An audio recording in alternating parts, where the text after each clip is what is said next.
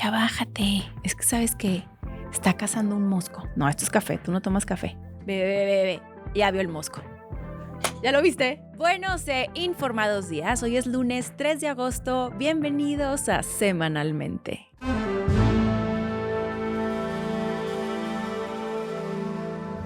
Qué gusto tener una semana más con ustedes, pero también un nuevo mes. Ya estamos en agosto, qué rápido. Espero que eso también signifique que el flujo por acá en este canal regrese a la normalidad, pues inevitablemente para muchos y para muchas las vacaciones, pues digamos que han llegado a su fin. Y hoy me emociona arrancar el mes con un tema que estoy segura va a predominar en la agenda pública durante el transcurso de los próximos días. Y es un tema que me parece fundamental discutir, entender, porque yo en este espacio les he hablado un montón sobre los medios de comunicación, tanto tradicionales como las nuevas herramientas que utilizamos para comunicarnos. Y bueno, qué mejor que desde este espacio que he creado gracias a ustedes como un canal de información completamente independiente, arrancar por ahí, por el tema que, sin lugar a dudas, va a predominar el resto del mes.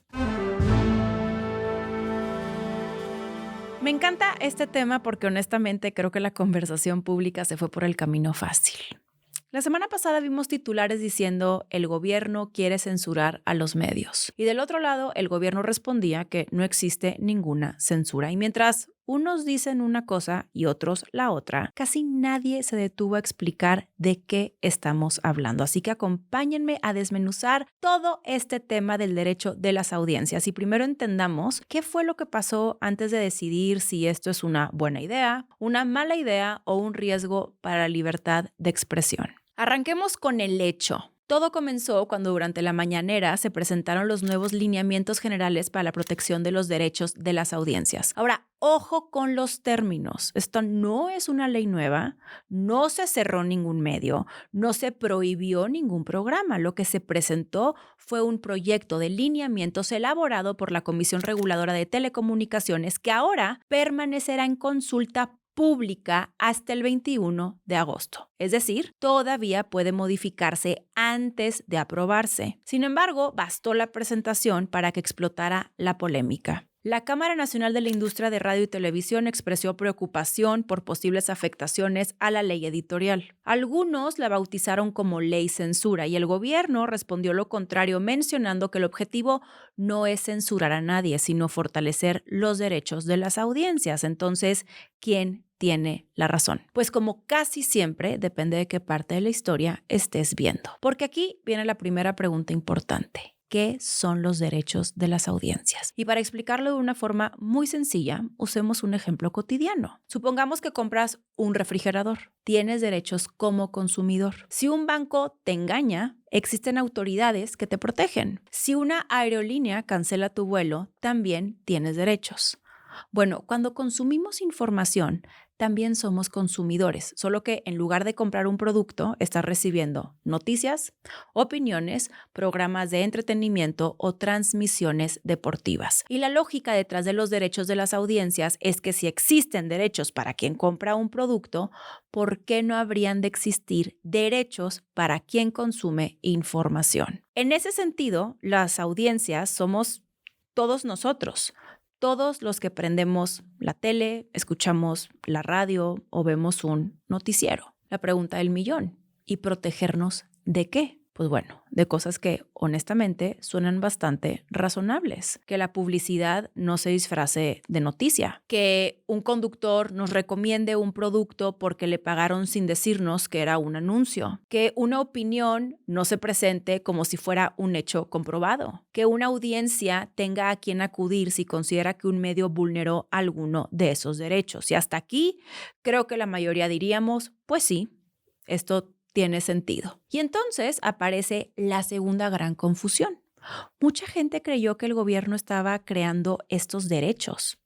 Y esto tampoco es cierto. Los derechos de las audiencias ya existen en nuestra legislación. Lo que estos lineamientos buscan es desarrollar cómo se ejercerían en la práctica. Es decir, funcionan como un reglamento. Explican qué obligaciones tendrían los concesionarios, cómo se presentarían las quejas, quién las atendería, qué papel tendría la figura de la persona defensora de la audiencia y cuándo podría intervenir la autoridad. Así como estás tú interviniendo en mi cámara, Clemente, muévase. En otras palabras, no crean el derecho, sino que intentan explicar cómo funcionaría. Y aquí entra otro concepto que vale la pena explicar porque también se prestó para mucha confusión. Estos lineamientos no aplican para cualquiera que suba un video a YouTube, como es mi caso, o haga un podcast desde su casa, como también en ocasiones es mi caso.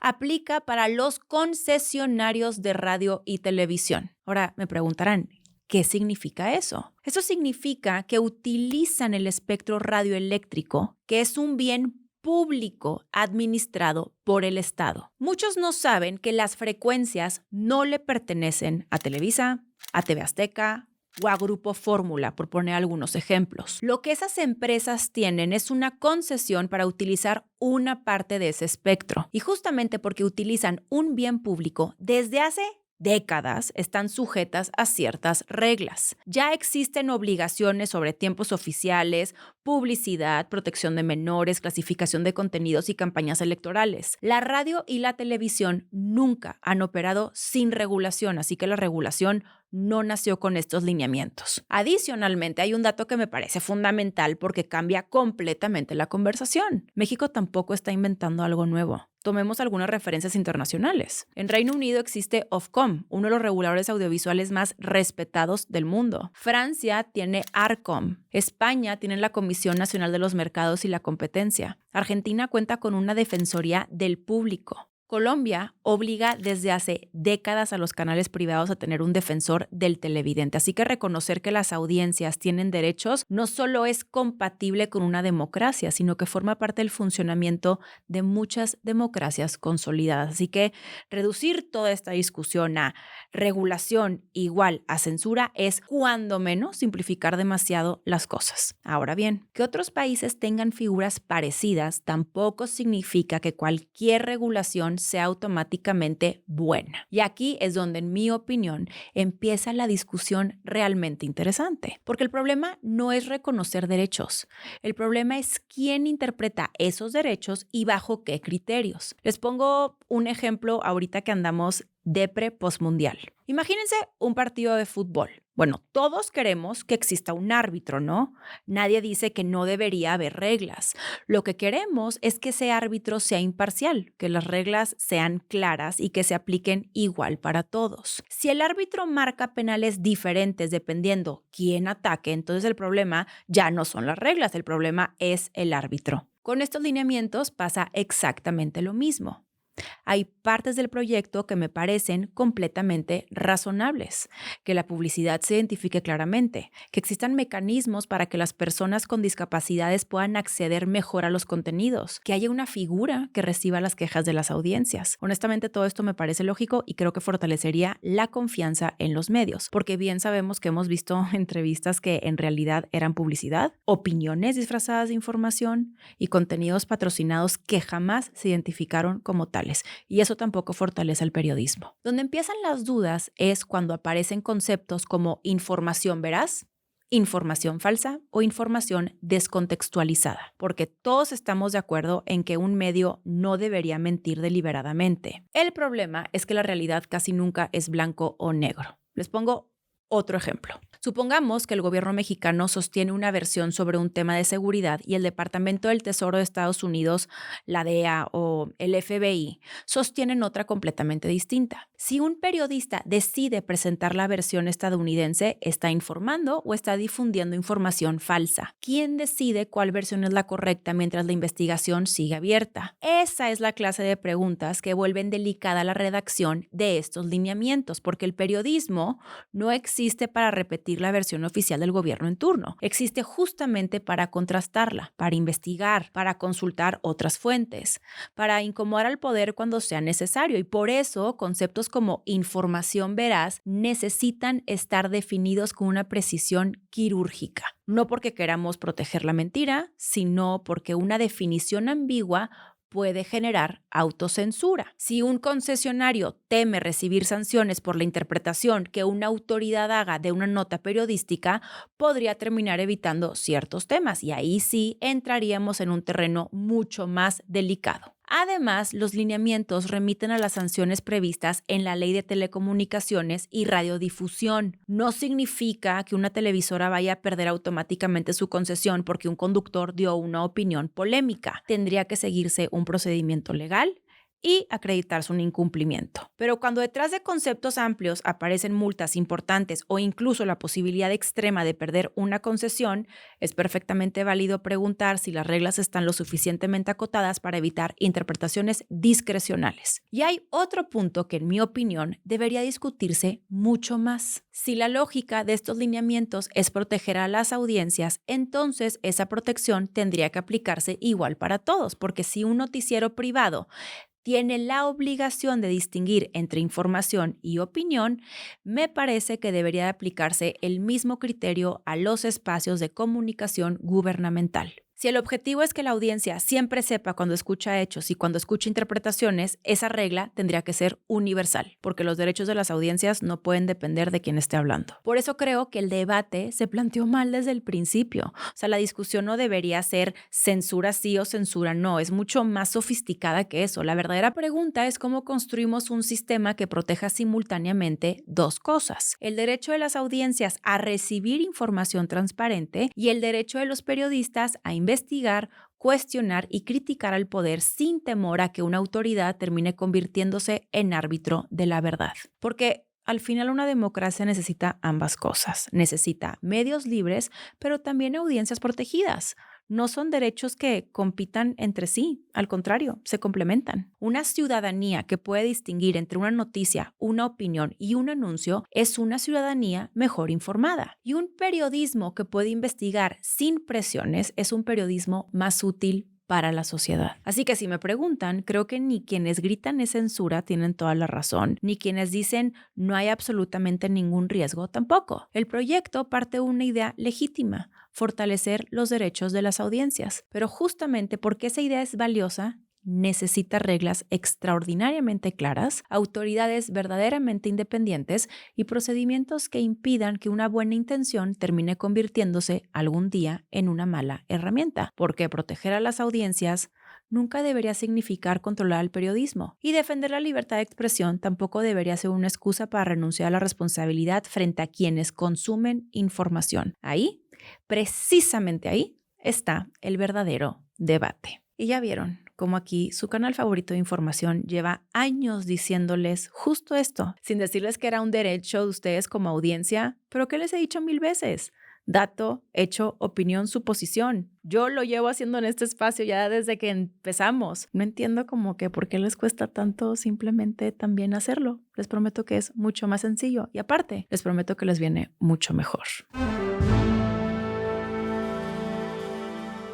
Y arranco este mes con una noticia que a mí en lo personal me llenó de esperanza y ahorita van a entender un poco por qué. Y es que durante casi 9 meses el asesinato del alcalde de Uruapan, Carlos Manzo, como que parecía una historia que terminaba con un chavito de 17 años que disparó en pleno Festival de las Velas, y esa explicación, la verdad, si me preguntan, siempre se quedó corta porque en un crimen de este nivel como que rara vez importa solamente quién tomó la decisión de jalar el gatillo. La verdadera pregunta de todo este caso siempre fue quién vigiló, quién reclutó, quién coordinó y sobre todo quién dio la orden de ejecutar a Carlos Manzo. Bueno, la semana pasada, con la captura de Ramón Ángel Álvarez Ayala, alias el R1, el gobierno federal asegura haber llegado por primera vez hasta la parte más alta de esa cadena de mando. ¿Ya ven por qué les digo que era una noticia que sí me daba esperanzas? Bueno, Omar García Harfuch, el secretario de Seguridad, presentó la reconstrucción del caso y explicó que la investigación reunió durante meses información de teléfonos celulares, cámaras de videovigilancia, comunicaciones y labores de inteligencia realizadas por distintas instituciones federales y estatales. Todo comenzó el pasado 1 de noviembre de 2025, cuando Carlos Manzo lastimosamente fue asesinado en el centro de Uruapan y el atacante segundos después abatido por los escoltas del alcalde. Aquí el tema es que recuperaron los celulares de otros presuntos integrantes de esa célula criminal. Y a partir de los celulares pudieron reconstruir cómo siguieron los movimientos del alcalde, cómo coordinaron el ataque y cómo intentaron borrar evidencias después del asesinato. Esa información llevó primero a la captura de operadores logísticos y coordinadores hasta que salió el patrón. Según la investigación, ese hombre, el patrón, era Ramón Ángel Álvarez Ayala, alias el R1, identificado por las autoridades como líder de los Rs, que es una célula vinculada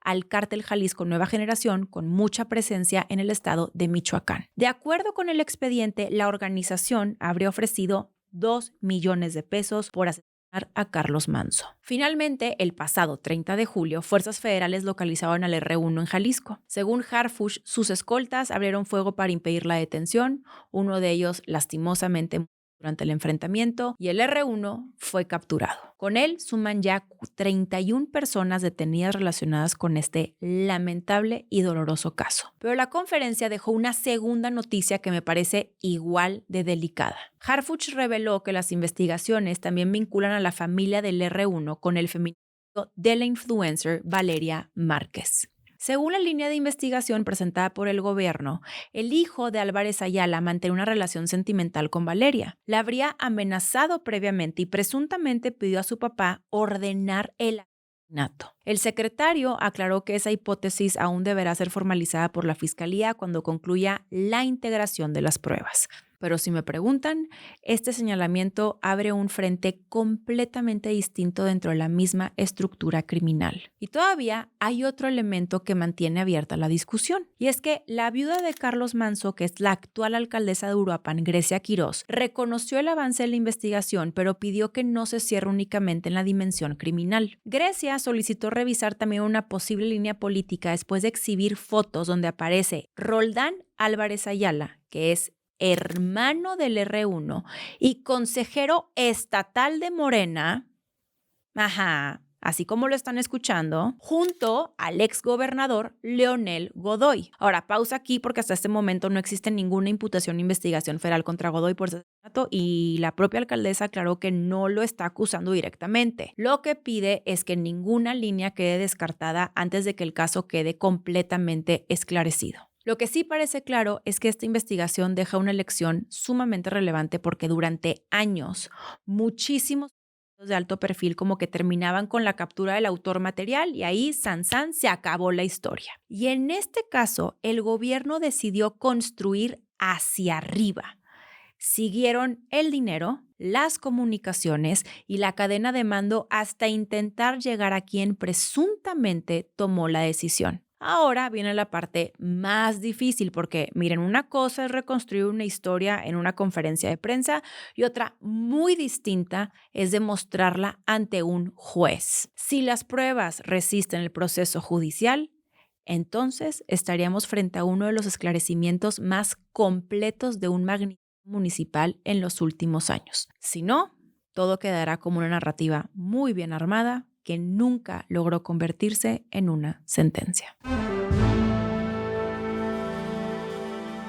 Como ya es costumbre, cada semana sale una declaración nueva desde Washington para decirnos de una forma un poco más directa que la anterior que Estados Unidos ya no considera el crimen organizado mexicano solamente un problema de narcotráfico. Esta vez fue Stephen Miller, uno de los asesores más cercanos de Trump, quien afirmó que existen regiones de México controladas por los cárteles y que esa presencia explica, según él, por qué no funcionan correctamente el sistema judicial, el sistema político ni el sistema legal del país. Miller hizo estas declaraciones durante una ceremonia para entregar la medalla de defensa de la frontera mexicana a militares estadounidenses. Y entonces ahí recordó que varios cárteles fueron designados como organizaciones terroristas extranjeras y dijo que jurídicamente ahora se encuentran en la misma categoría que ISIS o Al-Qaeda. Después llevó el argumento todavía más lejos. Aseguró que los cárteles no solo introducen a Estados Unidos, sino redes criminales capaces de desestabilizar su democracia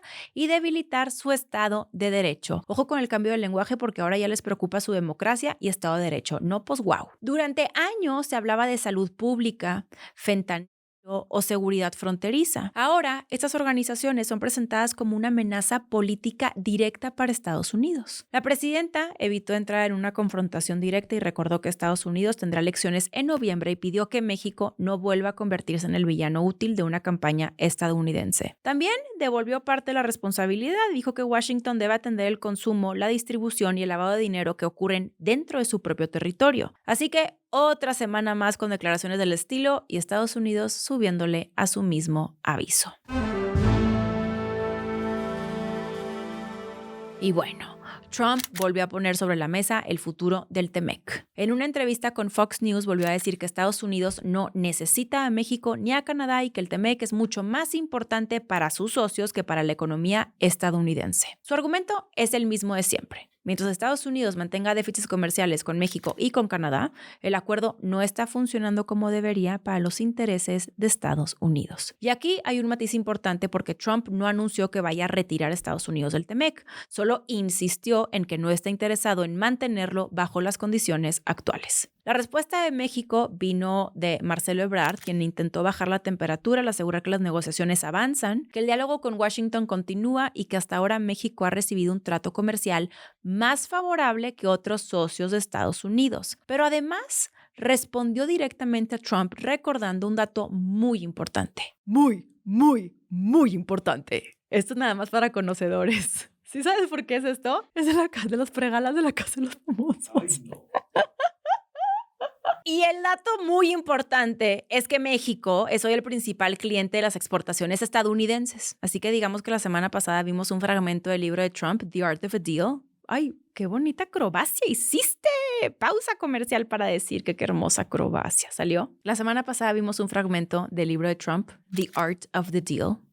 A mí me parece que es literalmente una masterclass sobre su estilo de negociación. Y si no saben exactamente cuál es el libro de The Art of the Deal, es un libro que escribió hace años Trump y que muchísimos asesores y personas que están en ciertos los círculos políticos de negociación acuden a él para entender un poco cómo es que Trump hace negociación. Y por eso les digo que esto es literalmente una masterclass porque está constantemente acudiendo a lo que escribió en este libro.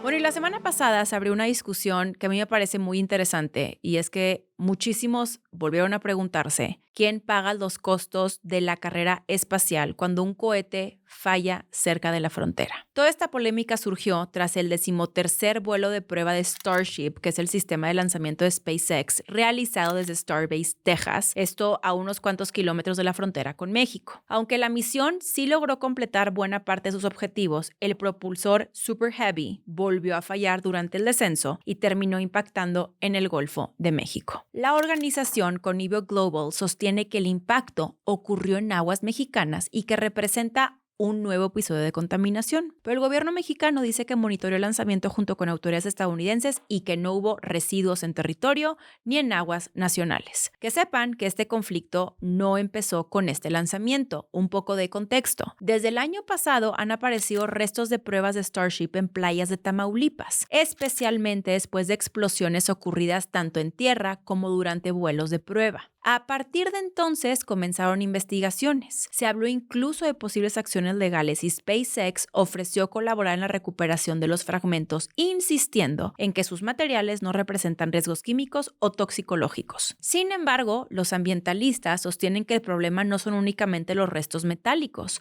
sino el impacto acumulado sobre tortugas marinas, aves, peces y comunidades que viven de la pesca. Y aquí hay una discusión mucho más interesante que simplemente decidir como que quién tiene la razón. Todos queremos que la exploración espacial avance. Bueno, no sé si todos, estoy generalizando.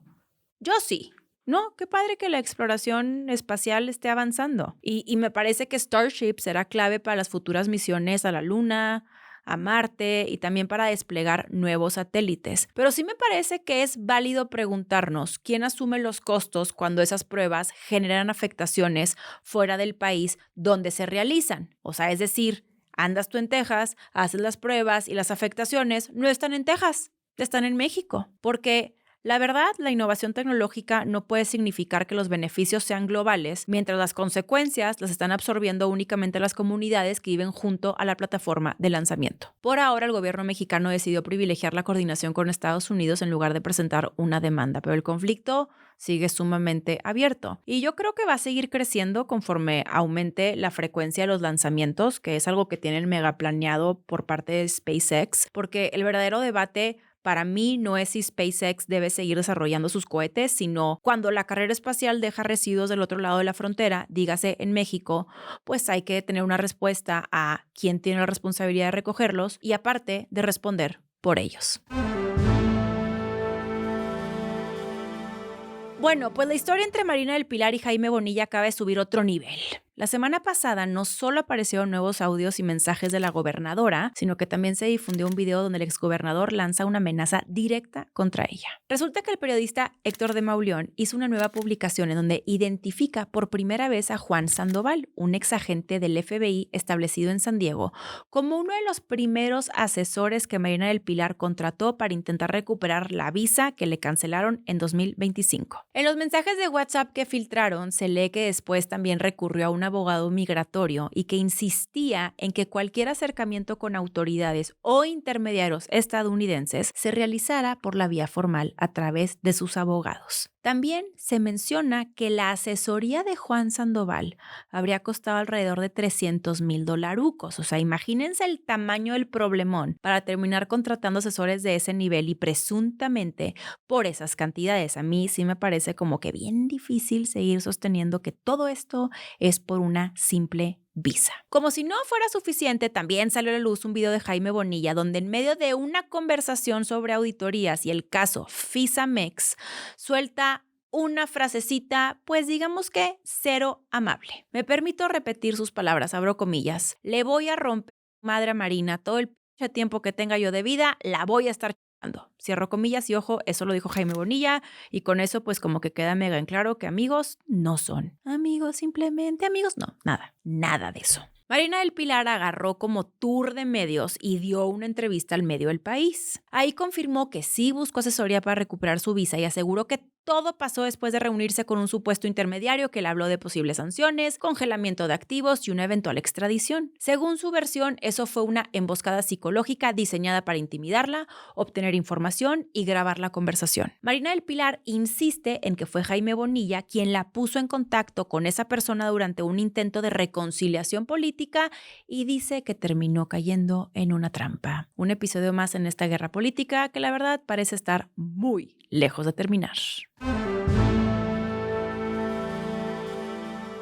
Y bueno, el INE volvió a colocarse en el centro del debate político, pero esta vez por una palabra: narcopartido. La Comisión de Quejas y Denuncias ordenó al PRI y a su dirigente nacional Alejandro Moreno retirar 9 publicaciones en redes sociales donde llamaban a Morena narcopartido, narcogobierno, narcopolíticos e incluso cártel de Morena. La decisión llegó después de una denuncia presentada por Morena que argumentó que esas publicaciones le atribuían delitos sin pruebas y buscaban influir en la percepción ciudadana rumbo al proceso electoral de 2026-2027. El diablo está en los detalles y es importante resaltar que el INE no prohibió de manera general volver a usar esa expresión. Lo que ordenó fue retirar esas 9 publicaciones específicas porque en un análisis preliminar consideró que asociaban directamente a Morena con el narcotráfico sin aportar elementos que respaldaran esas acusaciones. Es decir, la discusión no fue si se puede criticar al partido en el poder, sino si se le pueden imputar delitos concretos sin sustento. La resolución también dejó fuera otro argumento del PRI. Alejandro Moreno sostuvo que sus expresiones estaban protegidas por su calidad de senador, pero la comisión respondió que esas publicaciones fueron hechas como dirigente nacional del PRI en redes sociales y no durante un debate legislativo, por lo que la inmunidad parlamentaria no aplicaba. Esto no significa que el caso esté cerrado.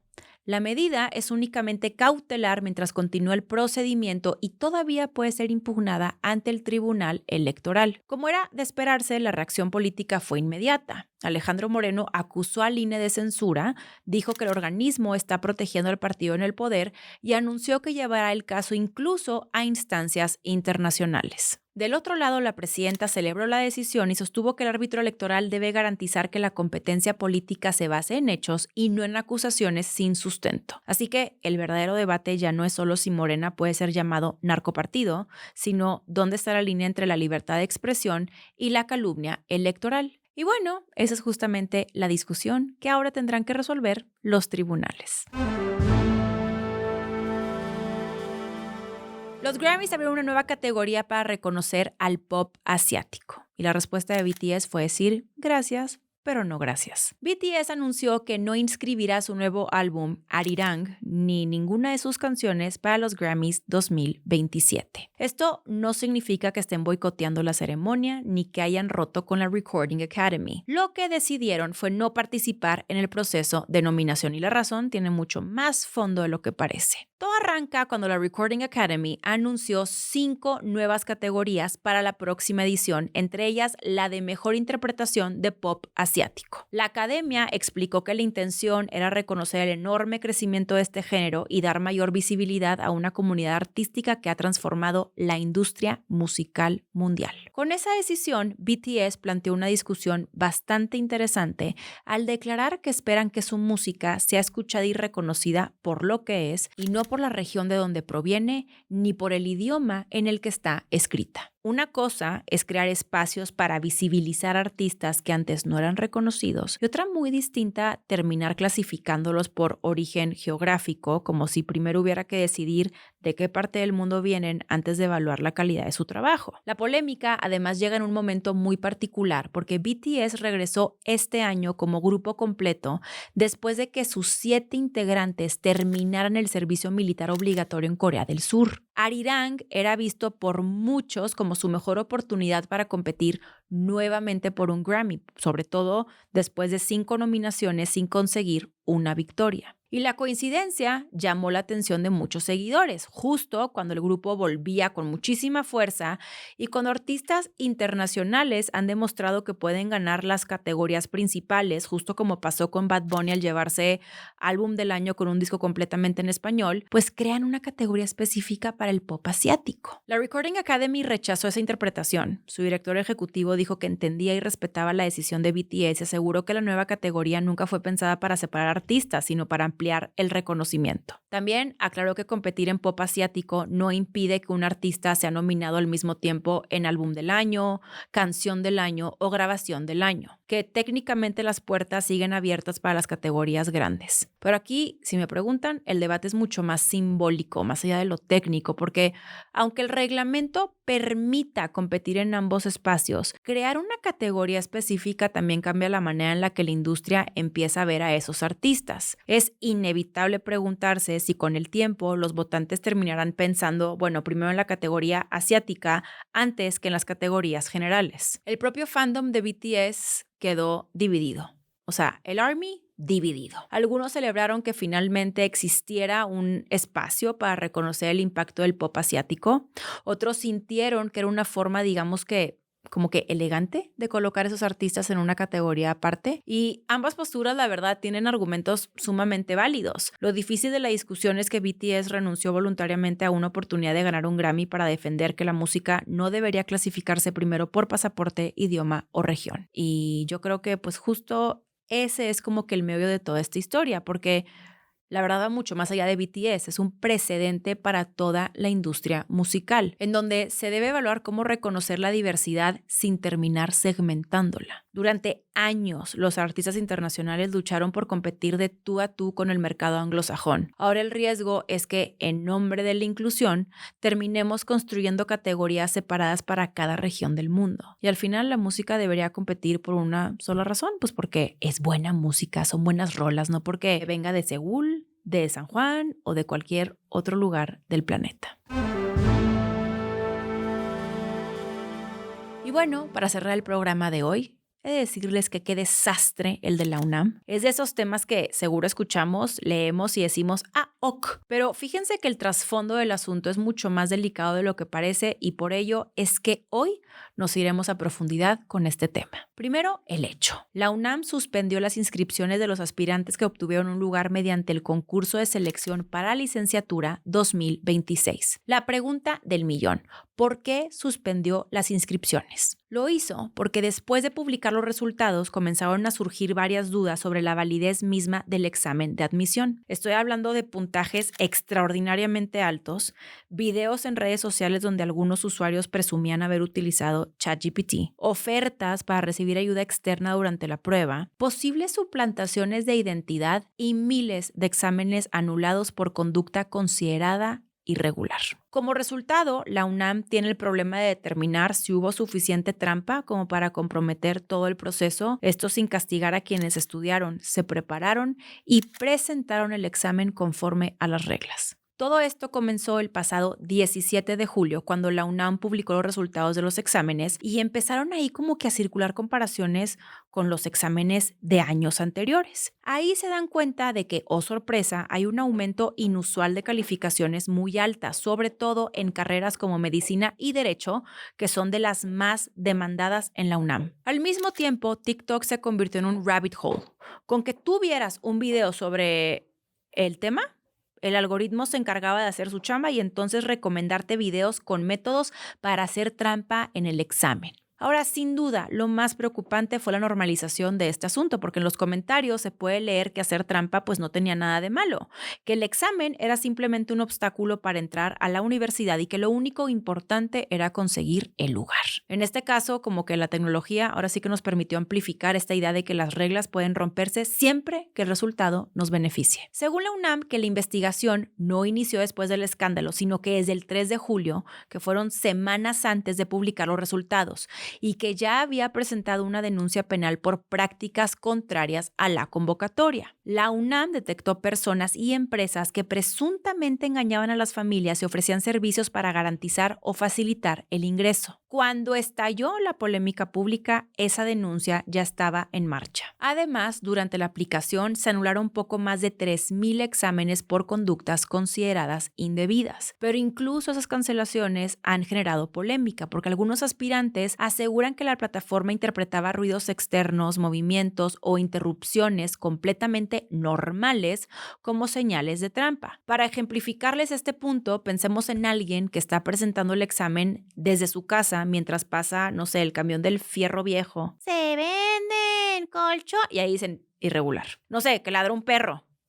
que salta un Clemente, que entra una llamada o que algún familiar ahí se cruza por atrás. Bueno, según varios testimonios, situaciones de este tipo pudieron activar alertas. La UNAM sostiene que la inteligencia artificial no anulaba automáticamente las pruebas y que las decisiones finales eran tomadas por personas después de revisar las grabaciones. Pero la controversia refleja uno de los grandes problemas de trasladar una evaluación masiva a las casas, y es que no todas tienen las mismas condiciones de silencio, espacio, conexión o privacidad. Y el tamaño del proceso nos ayuda a entender la dimensión del reto. ¿A qué voy con esto? Este fue el primer examen de ingreso a la licenciatura aplicado completamente en línea por la UNAM. Les voy a poner los números porque aquí es cuando uno dice a Caracas. Participaron 158,712 aspirantes que compitieron por menos de 22,000 lugares distribuidos en 134 carreras. Es decir,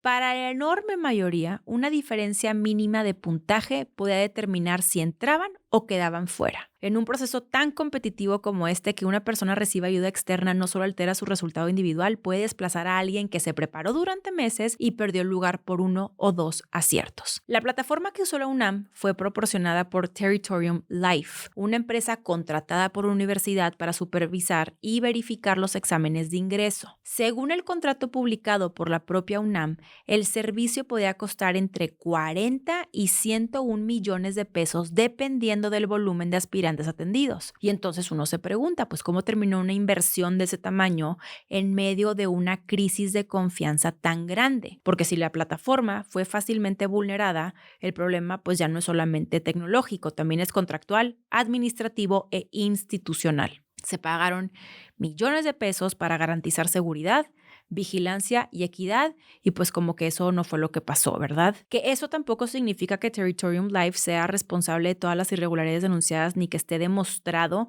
que la plataforma haya fallado de manera generalizada. Lo que sí no queda duda es que tiene la reputación en juego, un contrato millonario bajo escrutinio y a la universidad más importante del país atrapada en una crisis que gira en buena medida alrededor de la herramienta que le proporcionó. Para revisar todo el proceso, el rector Leonardo Lomelí instaló una comisión técnica integrada por 16 académicos. Está presidida por Eduardo Barzana, que es exsecretario general de la UNAM. Ellos van a analizar cómo se aplicó el examen, revisar la distribución de las calificaciones, estudiar las irregularidades detectadas y proponer alternativas para concluir la admisión. Y ahí aparecen como que dos grupos con intereses completamente opuestos. Quienes fueron aceptados consideran que sus resultados deben mantenerse, especialmente aquellos que hicieron todo correctamente y ahora sienten que sospechan de ellos. Del otro lado están quienes no obtuvieron un lugar y exigen repetir el examen de manera presencial porque consideran que compitieron en condiciones desiguales. Algunos se quedaron fuera por 1 o 2 aciertos, mientras otros pudieron haber utilizado inteligencia artificial, ayuda externa o mecanismos ilegales. Y yo creo que ambos reclamos tienen lógica. Respetar todos los resultados podría consolidar una injusticia, pero también cancelarlos todos podría castigar a decenas de miles de personas inocentes.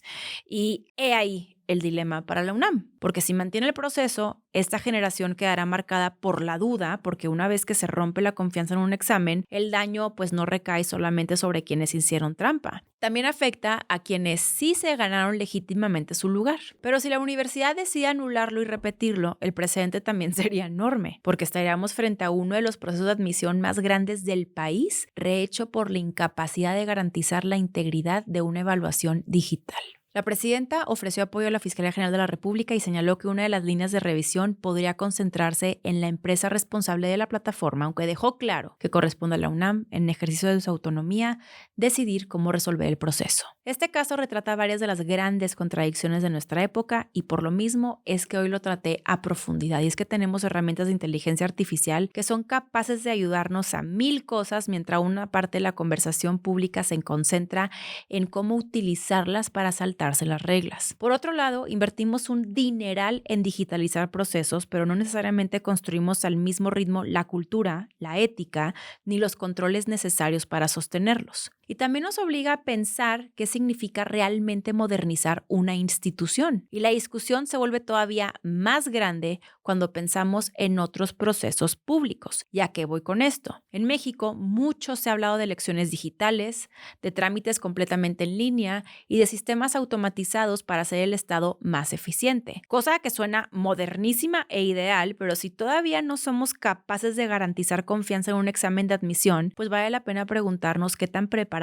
estamos para trasladar decisiones todavía más sensibles a una plataforma. La UNAM tiene ahora que tomar una decisión en la que prácticamente cualquier salida va a producir inconformidad. Pero el reto consiste en recuperar la confianza de quienes participaron, en donde lo más difícil es reconstruir la legitimidad de un proceso cuando miles de personas ya no están seguras de que todos compitieron bajo las mismas reglas. Bienvenidos a su gustosa sección de Los Reales. No se crean, ese no es el jingle.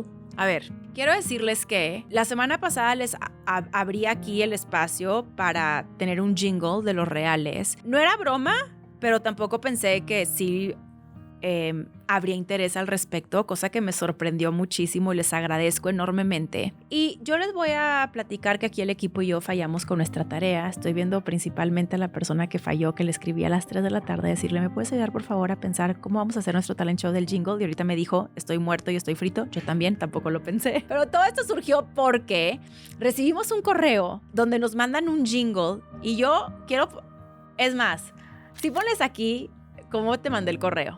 Les puse, voy a llorar. O sea, no lo podía creer, se me hizo lo más maravilloso. Y entonces queremos hacer un tipo de competencia pública por el jingle para Los Reales. A mí me parece también una gran oportunidad para ponerlos a ustedes, que son lo más importante de este espacio, justo al centro y darles el lugar que se merecen. Entonces yo en mi cabeza, esto es lo que me estoy imaginando. 1.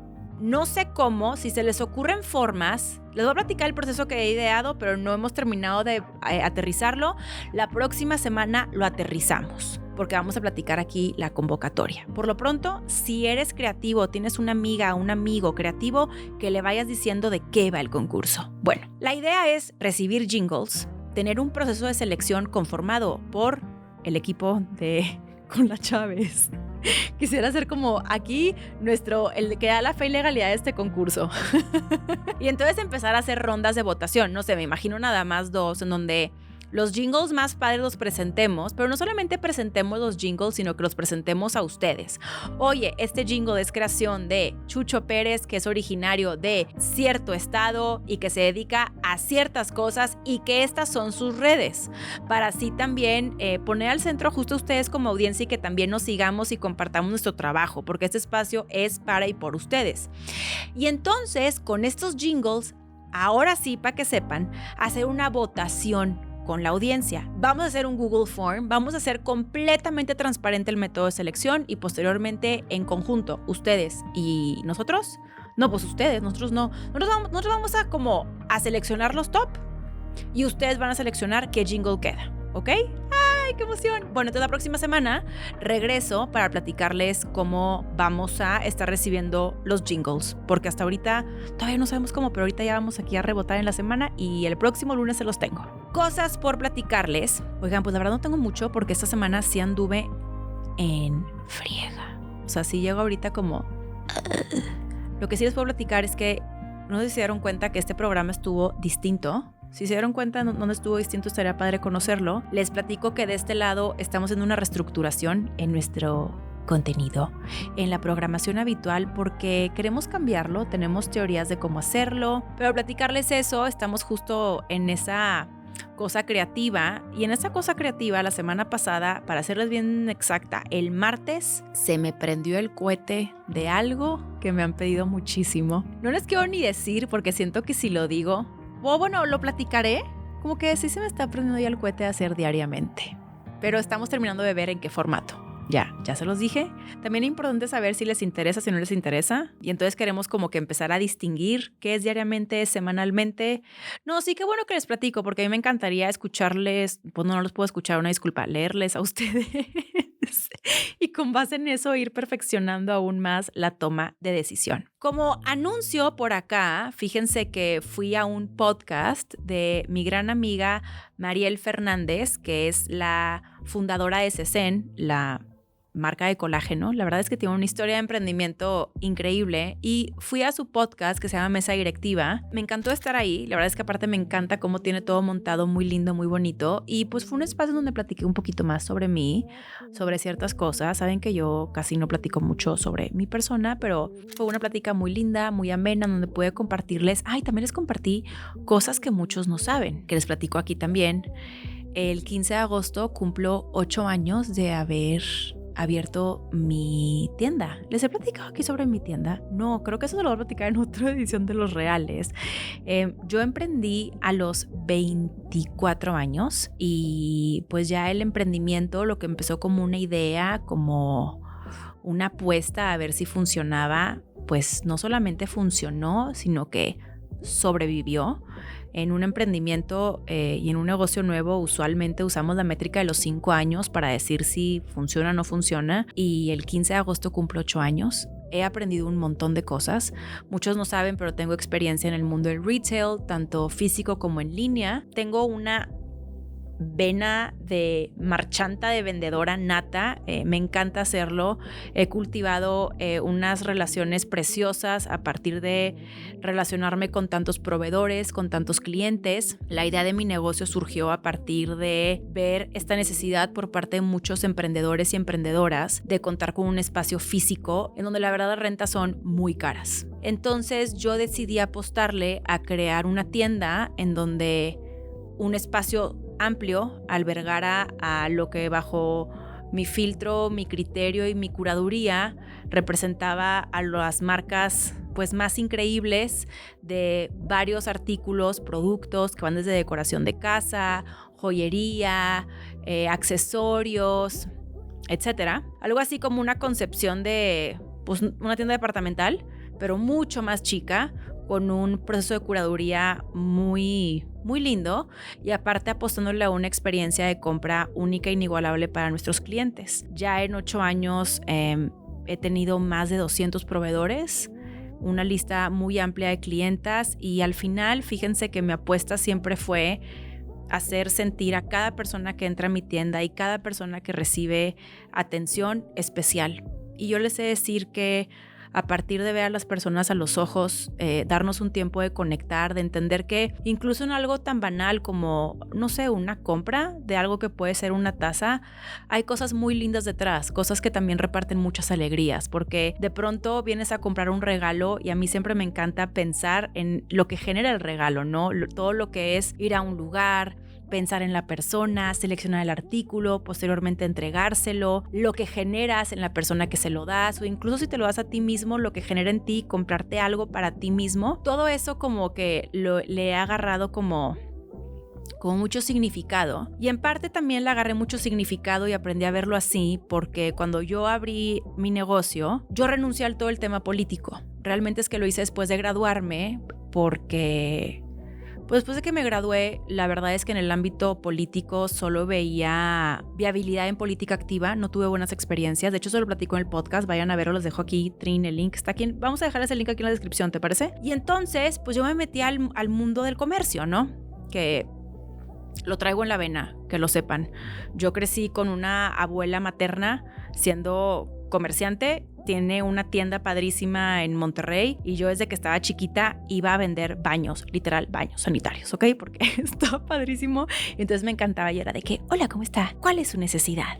Y me fascinaba vender. Mi máximo era en ese entonces que tenías tipo los teléfonos de que trin, trin, trin, de que buenas tardes, ¿con quién le puedo comunicar? Me fascinaba, pero desde que estoy chiquita amaba ir a atender. Obviamente yo creo que los clientes decían de que, ay, pobre tonta, pero ahí pues me hacían ahí guato, ¿no? Pero yo era fan. Y pues bueno, entro al mundo del comercio y yo estando ahí, pues sí me empiezo a dar cuenta que pues, realmente, aun y cuando me fascina ese mundo, donde les voy a ser súper sincera, mi terapia más efectiva es irme a la tienda a acomodarla toda por completo. Me puedo meter 8 horas acomodando, porque algo también muy estratégico en el acomodo de tiendas, donde pones un producto, cómo es el flujo de clientes, cómo va pasando, cómo lo ve, cómo le echas la luz, cómo luce el precio, cómo luce el producto. Hay una lógica detrás bien interesante, pero aun y cuando eso me fascina, pues la verdad es que esto que hago hoy en día es lo que me apasiona. Y como lo digo en el podcast, pues este emprendimiento que arrancó 8 años es lo que me ha permitido hoy poder tener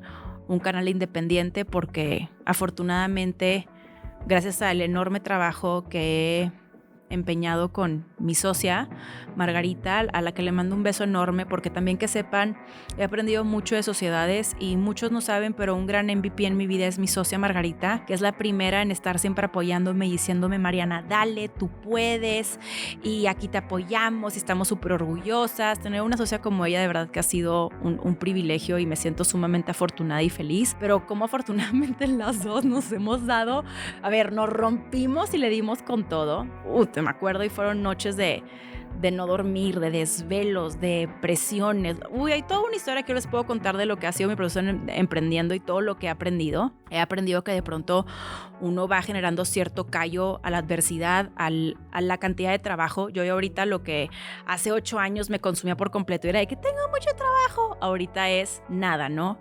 Mi mamá, de hecho, la semana pasada que estaba platicando con ella, dice que mi flujo de trabajo ha aumentado, según sus cálculos, en un 300% y que ya no hago, ya me dice, ya casi no dices que estás súper ocupada, como me dices hace 8 años de que estoy súper ocupada, ma, no me entiendes, como que me dice, ya lo has aprendido a gestionar y la verdad es que sí, conforme vas avanzando, aprendes a gestionar mucho más. Pero en fin, eso es lo que me permite hoy tener este espacio y pues no tener que andar vendiendo entrevistas disfrazadas de información o aquí vendiéndoles cosas que no son ciertas o de pronto también teniendo que dar disque opiniones, información, lo que hacen los medios tradicionales porque sí lo hacen con tal de tener likes y views y que el contenido llegue a más lugares, porque les voy a ser súper sincera, si yo hiciera este espacio visceral, si yo me fuera y le hablara a los algoritmos a la cámara de eco, estos números estarían por 10, pero no es la intención, afortunadamente, porque hace 8 años que tomé la decisión de emprender, funcionó, we worked our ass off y hoy pues es lo que permite Clementine que estemos aquí.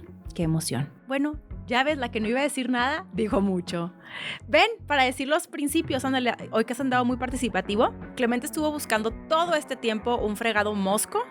Andaba de cacería el día de hoy. Solicitamos tu presencia en el departamento de conducción. Por favor, ven y preséntate. Secuestrado. Ay, qué precioso. No, Clemente, de verdad es impresionante cómo cuando está aquí se chifla y siempre está así chiquito. Ojalá vieran cómo todos lo agarran así como si fuera un bebé. Ahorita te vi haciéndolo así. Bueno, 5 principios ya lo saben y sin más, ya se va Clemente y ahora me voy yo. Esto fue todo por hoy. Nos vemos la próxima semana.